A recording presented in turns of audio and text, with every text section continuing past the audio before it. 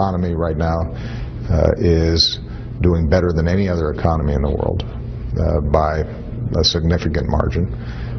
We remain the strongest nation on earth by far. And there are no existential threats facing us. But if we make some good choices now, whoever the next president is, whoever's controlling the next Congress, there's no reason why we shouldn't own the 21st century. No existential threats, says Barack Obama. Joining us now on the Malzberg panel, Brent Badowski, contributor for The Hill, and former aide to Senator Lloyd Bentsen. There he is in his Green Bay Packers jacket and tie and garb. And congratulations to the Packers win. I fear it will be the last one this season. And Gianno Caldwell makes his debut, Republican strategist and founder of Caldwell Strategic Consulting. Gentlemen, let me start with you, Brent. So there's no existential threat to the United States of America? What is terrorism? What is ISIS? An existential threat. So what the heck's he talking about? Well, I wouldn't have said it if I were him. I support a much more forceful policy. I believe we need 20,000 ground troops to kill ISIS, including 3,000 Americans and at least 10,000 from Muslim nations. I don't agree with the current policy. And the hidden story of the Obama presidency is that literally from the time he took office, every Secretary of Defense and Secretary of State has wanted a more forceful policy, every single one of them without exception. And they were ignored by the president on some key issues, and they were constantly at war with the White House staff composed of would-be secretaries of defense who don't know what they're doing. That's the real story I wish others besides me would report. Gianno, what? I mean, how could the man stand there? Is he living in, Hillary talks about Donald Trump's alternate universe, and what the heck is Obama living in? Well, the problem is the president has been losing on ISIS, him and his administration. They didn't take the threat seriously. It wasn't until Paris on the day of, he said that ISIS was the JV team, and we found out that that truly wasn't the case.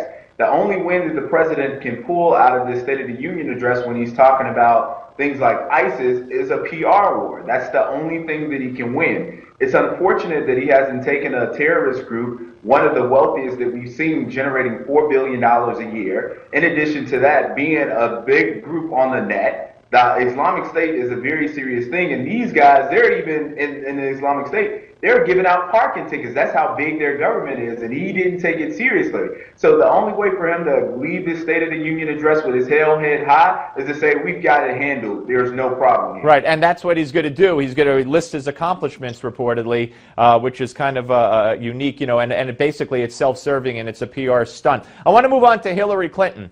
We have new numbers out. She's trailing by 14 points in the latest poll, a CBS poll out of New Hampshire. She's in trouble in Iowa. And she had this to say yesterday when she was asked about her white privilege. For me, look, I was born white, middle class, in the middle of America. I went to good public schools. I had a very strong, supportive family. I had a lot of great experiences growing up. I went to a wonderful college. I went to law school. I never really knew what was or wasn't part of the privilege. I just knew that I was a lucky person. I don't know. I don't want to get into the weeds of how having a good family is part of white privilege. I don't even want to go there. But Brent, let's talk about if you want to weigh in on that. But also, you wrote a piece for The Observer. Hillary's in trouble, and you believe that Biden is chomping at the bit to get in. Oh, absolutely. What I wish Hillary would do, and I've given up on Obama doing it, but I tried when I wrote a column that Obama's no Robert Kennedy. I wish Hillary would take a forceful position, as Bernie has, standing up for working people and poor people who are getting screwed in an unfair economy. I think it is a mistake when Obama or anybody else, including pundits on the business media, say how great things are.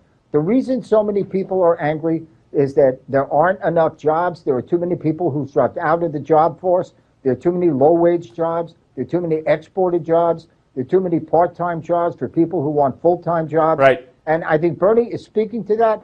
He was virtually endorsed by Joe Biden today on the Today Show. Yeah, absolutely. I want to go to Gianno. Gianno, Hillary, first of all, you know, the poll numbers speak for themselves. What do you think is going to happen here? Is she in huge trouble? I think she's in very big trouble, and that speech was meant to do one thing, to engage the black community and say, hey, you got somebody here that's going to support you, when in fact she's the reason why black America in part is doing so poorly. When you think about the 1994 crime bill, which I call her the chief lobbyist for, she was the first lady, she visited members on the Hill, she did interviews, and this bill is responsible for the prison industrial complex. $2 billion for new prisons. I got you, Gianno. We got to leave it there. Gianno, Caldwell, Brent Badowski, thank you. Coming up next is former Secret Service agent and author of the book The Fight, Dan Bongino.